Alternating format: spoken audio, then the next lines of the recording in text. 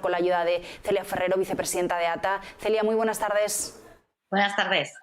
¿Qué te parece a priori, ¿no? lo que vamos conociendo, estos 13 tramos de rendimientos para el colectivo? ¿Qué opináis desde ATA?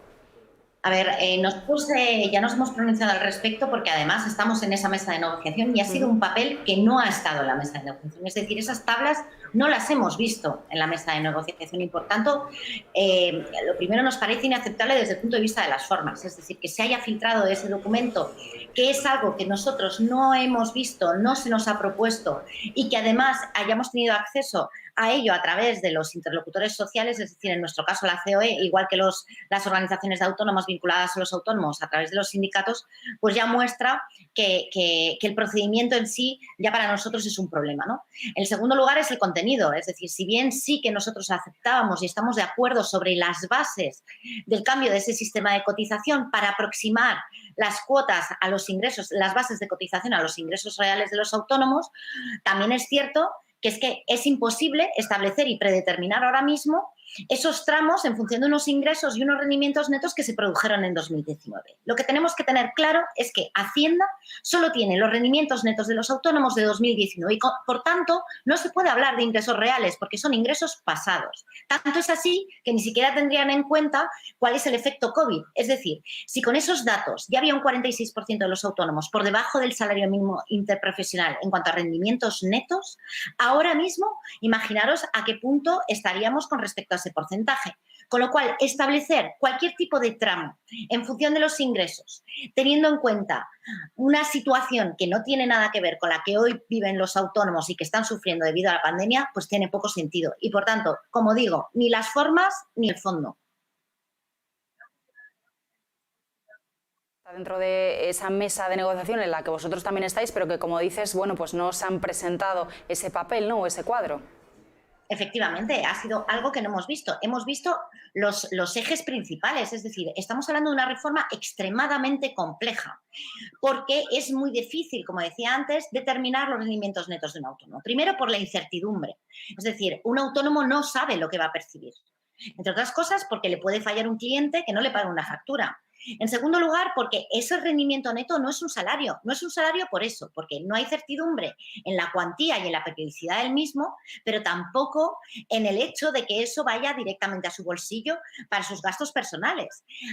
El hecho de que las deducciones, por ejemplo, la gasolina, no sean deducibles al 100% como gasto, hace que ese rendimiento neto tenga que seguir haciendo frente a gastos que son propios a la actividad, con lo cual nunca es comparable un salario. Y ese es el gran problema. Por tanto, hay un problema de información, de trazabilidad de esos rendimientos para poder adecuarlos a los ingresos reales. Y lo otro es que efectivamente es un sistema complejo desde el punto de vista técnico porque estamos hablando de la primera vez, y en Europa no existe, de un órgano y una herramienta de recaudación conjunta entre Hacienda y Seguridad Social, cosa que hasta ahora no existía y, por tanto, tenemos muchos meses por delante para hacerlo.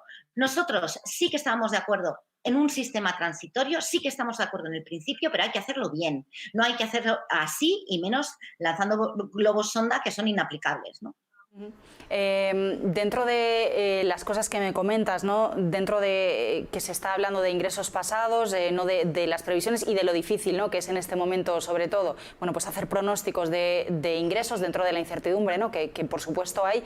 ¿Cuál es la propuesta de ATA, ¿no? Para poder bueno, pues, dar con la fórmula adecuada a la hora de establecer esos tramos y de hacer esas previsiones?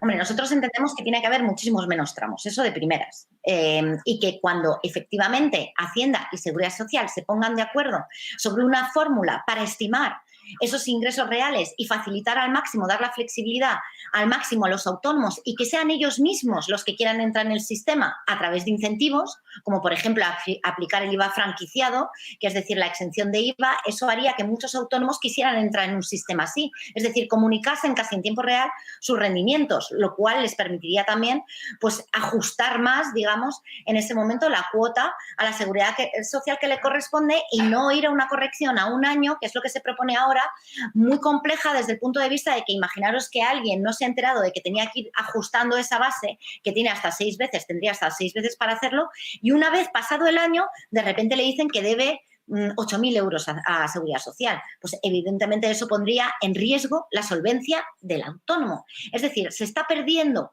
por simplemente un principio recaudatorio, se está perdiendo el espíritu de base de la protección social. Es decir, la protección social no puede ir en contra de a quien protege, en este caso del autónomo, porque si no, no tendrá nada que proteger. Si el autónomo desaparece porque no tiene liquidez para pagar esa cuota, es evidente que ese autónomo no estará en el sistema, por tanto desaparece de esa protección.